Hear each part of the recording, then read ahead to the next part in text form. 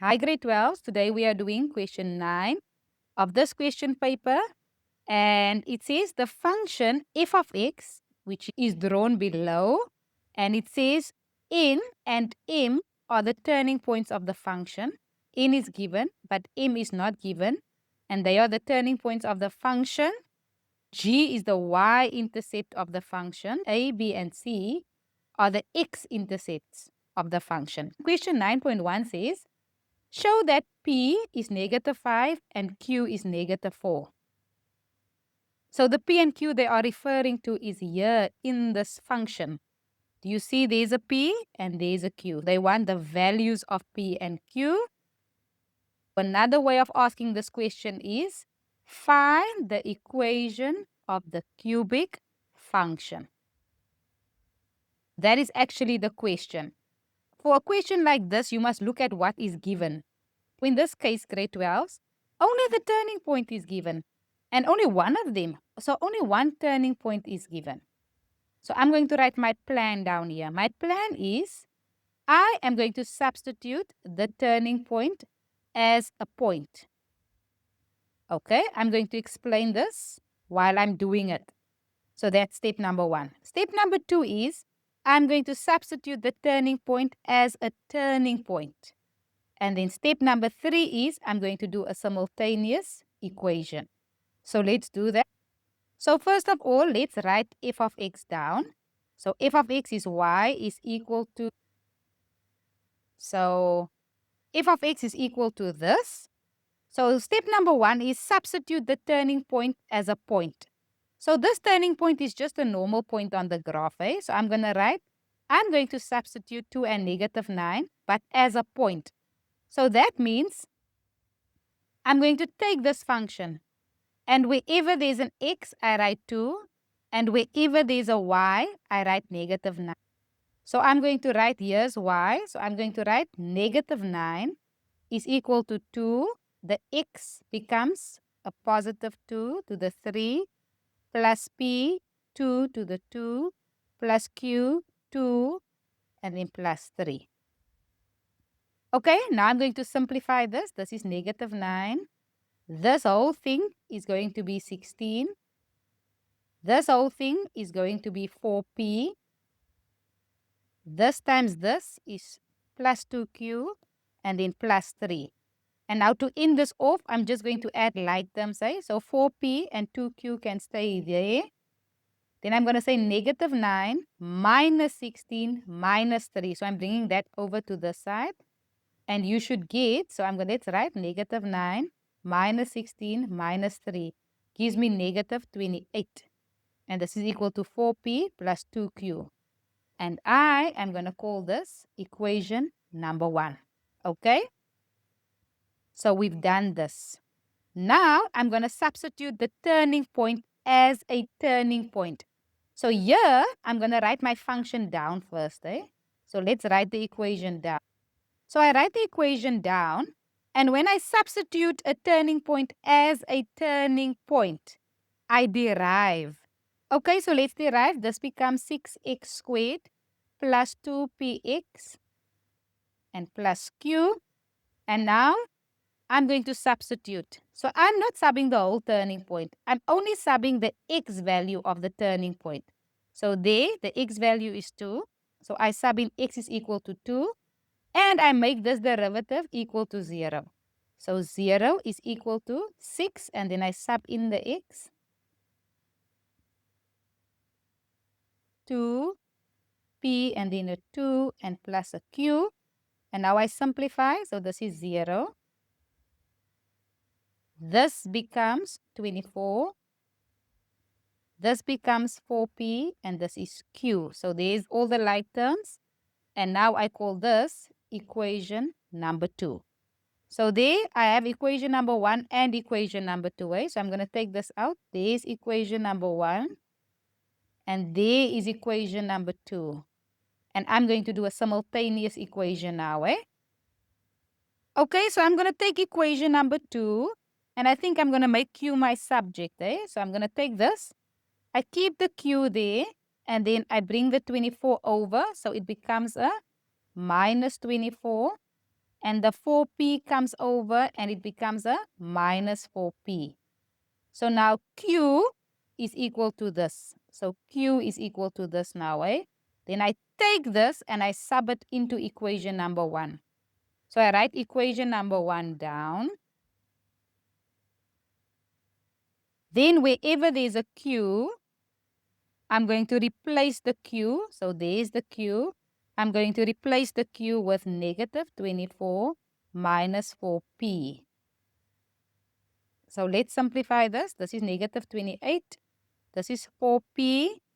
This times this is minus 48. This times this is minus 8p. So I'm going to keep the p's on this side. And then negative 28 plus 48. This side becomes a positive 20. And this side becomes a negative 4p.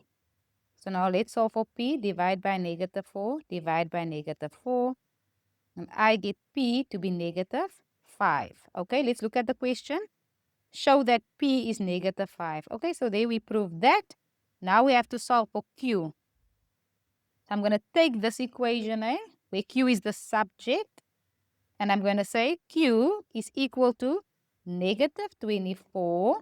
So I'm going to write here negative 24 minus 4. And then p now becomes negative 5. So this is a negative 5. So q is equal to negative 24 plus 20. So I get my q to be negative 4. There you prove that p is negative 5 and q is negative 4.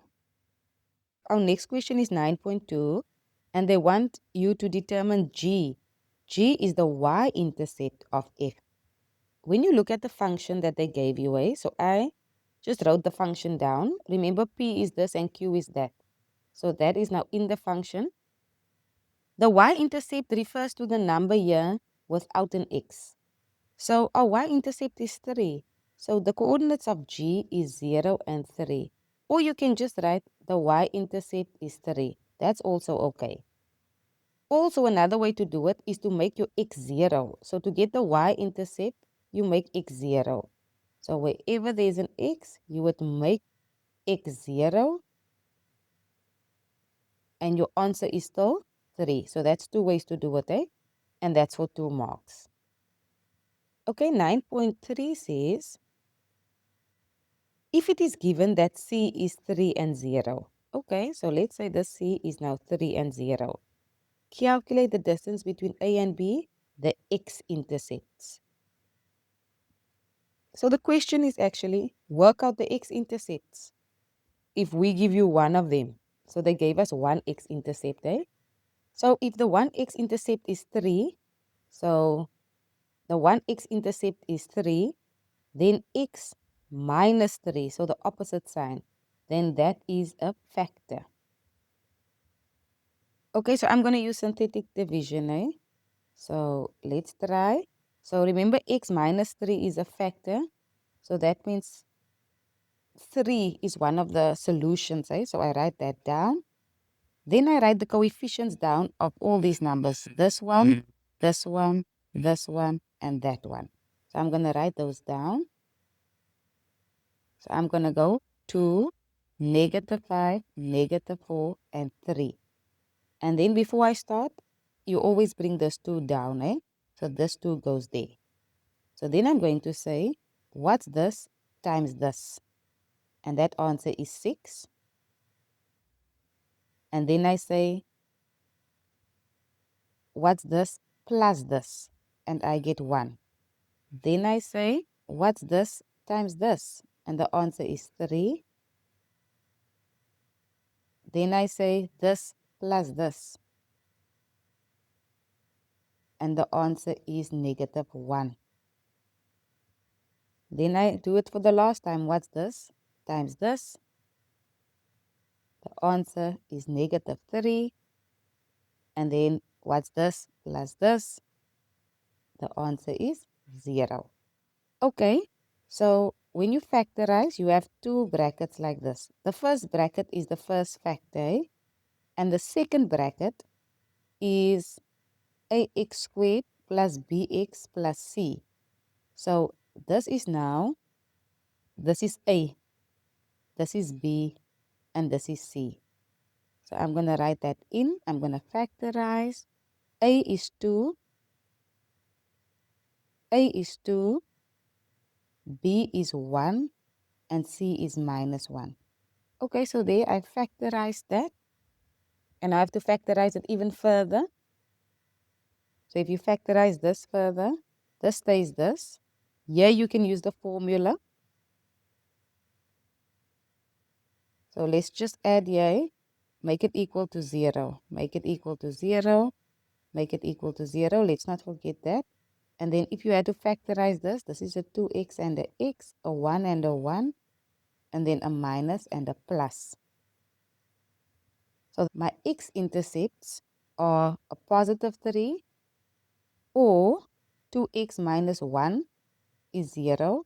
2x is equal to 1 or x is equal to a half. So there I solved that one. Or the last one, this one over here, x is equal to negative 1.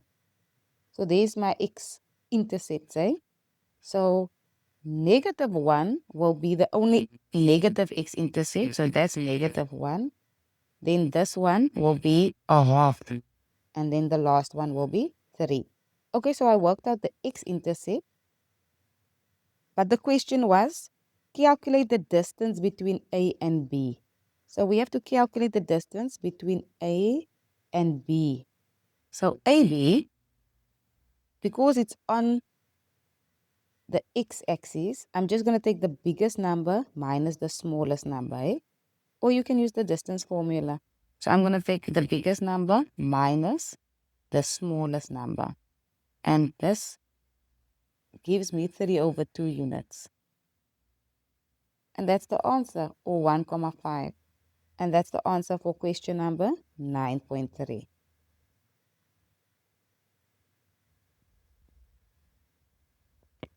Let's look at our next question. 9.4 says, calculate the x coordinates of M. So M is the turning point, eh? So we have to calculate only the x coordinate of M. So how do you determine a turning point? Let's write this down. So our plan is a turning point, you derive, then you take that derivative and you make it equal to 0. And then you solve for x. We're going to stop there because they only want the x coordinate of MA. They do not want the y value. So, okay, let's write that down. This is now question 9.4. Okay, so I wrote my function down. Now I'm going to derive my function. So this will become a 6x squared. This times this is a negative 10x. And then negative 4x is just negative 4. And the 3 will fall away. Then I make that derivative equal to 0. So I derived, I made it equal to 0. Now I'm just solving x. So this is a quadratic. You can use the formula. I'm going to factorize. So I'm going to divide every term here. I'm going to divide by 2. So this is now a 3. This is now a 5. And this is a 2.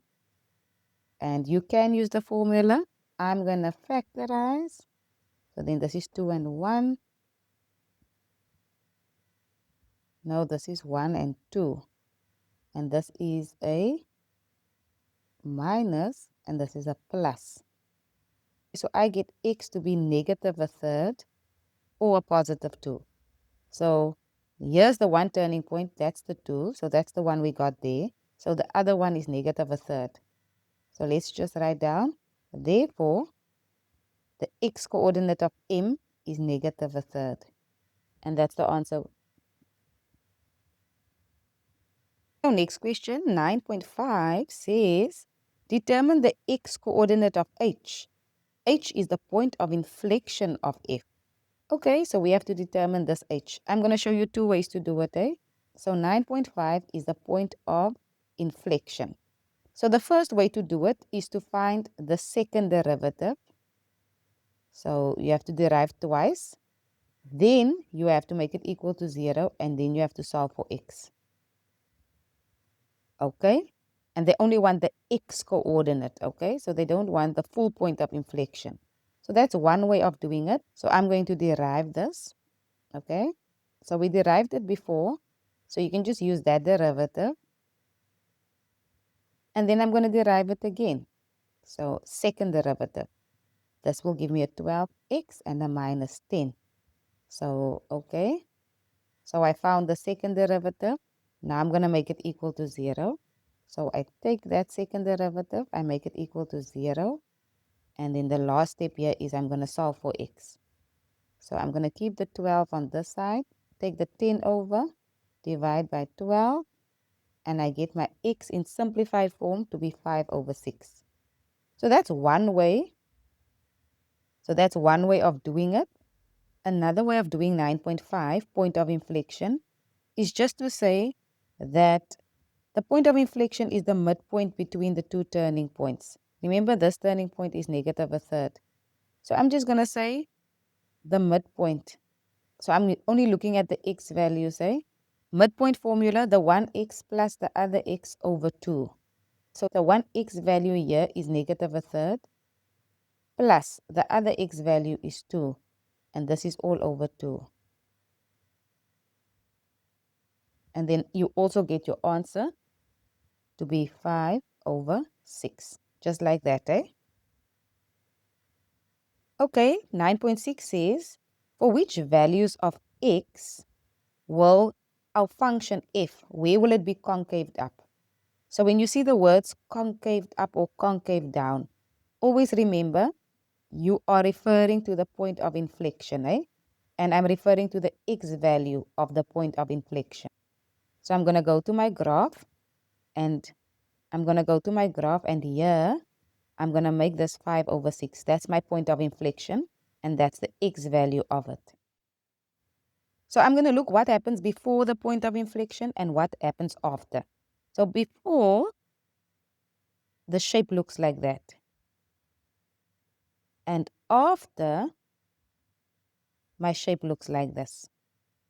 So if it's a sad face, it's concave down. And if it's a happy face or a smiley face, it's concave up. So do you agree this is sad? So that means that's concave down. And this is a smiley, so that is concaved up. And the question said, where will the function be concaved up? So it will be concaved up on the right-hand side of 5 over 6.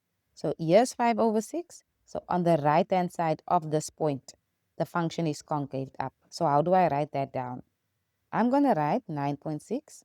The function is concaved up where x is greater than 5 over 6. Okay? Don't say x is greater or equal to 5 over 6. Only write greater to. Let's look at our last question. So 9.7 is always a little tricky for the learners. For which values of x is the function times the derivative of the function, where will those two be less than 0? So I'm going to explain it using a table, eh? So it's the original and the derivative, eh? So I'm going to do the original first. So I'm going to do a table for this. So I'm going to explain. So 9.7. So I'm going to do a table. First, I'm going to have f of x. Then I'm going to have the derivative. So, okay, let's go. So because there's a 0 in the question, do you see there's 0? I'm going to look at the x-intercepts of the cubic function. So f of x. So for f of x, remember this one was negative 1. Then this one was a half, and this one was 3. So I'm going to write those points in here. Okay? So those points, I'm going to write in here. I'm going to start from the smallest number. So I'm going to do negative 1, a half, and I'm going to put 3 in. So that's for f of x. Then for the derivative, okay? So remember the question said we have to use f of x, but we also have to use the derivative, eh? So for the derivative, if I'm looking for the x-intercepts of the derivative of a cubic function is a parabola. If the cubic function goes up first, the parabola is a smiley face, eh? We also know that the x-intercept here of the parabola, So the x-intercept of the parabola is the turning points of the cubic function. So the one turning point was negative a third and the other turning point is 2. So I'm only looking at the x value. That means this one is negative a third and this one is 2. So I go to my table, negative a third, I'm going to include it here. So negative a third would be over here somewhere. Negative a third.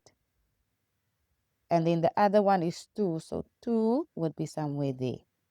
Okay, so I've included the x-intercepts of the cubic function and I've included the x-intercepts of the parabola. Now I'm going to do my table. Okay, I'm going to start with the cubic function, eh? So whenever you're busy with 0 in the question, do you see there's a 0? You're going to ask yourself, is the function above the x-axis or is the function below the x-axis? Okay, if it's above, it's a plus. If it's below, it's a minus in the table. So let's go.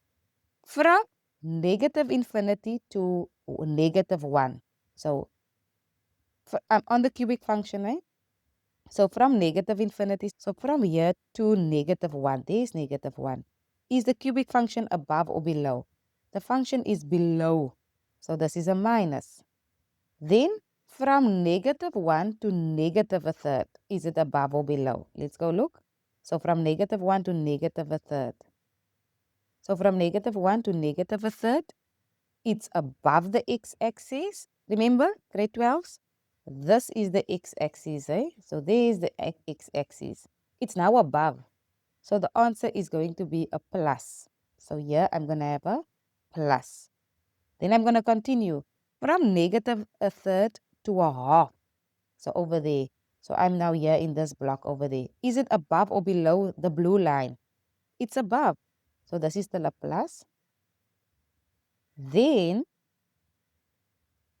so from a half to 2 over there, is it above or below the blue line? It's below, so it's a minus. And then from 2 to 3, then from 2 to 3 over there, is it above or below? It's below. And then after 3, so can you see here after 3? What happens after 3? It's above. It's above again. So after 3, it's above. Okay, so I've done the cubic function. Now I'm going to do the parabola. So the parabola is over here. So let's go. So the parabola only has 2 x-intercepts here. Eh? So let's go. From negative infinity to negative a third. So let's also highlight the x-axis. Here's the x-axis. Is the parabola above or below the purple line? It is above. So from negative infinity to negative a third. To negative a third over here. So from negative infinity to that point, it's above, eh? So in my table, I'm going to have a plus and a plus up until negative a third, okay? Then I'm going to ask myself again, from negative a third to 2, because that's the 2 x-intercepts, eh? So from negative a third, so from negative a third to 2, because that's the 2 x-intercepts, is the parabola above or below the x-axis? So from negative a third to 2, it is below. So from here to there, it is below. So minus, minus. And then from 2 upwards, it's above. So in my table, from 2 upwards, it's above. Okay, and that's how you complete the table. Okay, now we're going to finish off our table, eh? Where is this one times this one? A negative. Now I'm going to say this times this because that was actually the question. So I'm going to write my last line is this times this. Okay, a negative times a positive is a negative. A plus and a plus gives me a plus. A this and this gives me a minus. This and this gives me a plus. This and this gives me a minus. And this gives me a plus. Okay, the question says, look only for the negative answers. So look only for the negative answers. I find a negative answer over here, and over there. So let's write down my final answer. Eh? So do you see the first minus is, yes, x is -1. That side of -1. So it's where x is less than -1. Or here's another negative, but this negative is between two numbers. It's between this one and this one. So this one is, it's where x is between -1/3 and a half. And then I have another one here. This one is also between two numbers. It's between this one and this one. So, or where x is between 2 and 3. And that's the answer to that one, eh? So you get a mark for each answer. 1, 2, 3. So that's how you answer that last difficult question over there.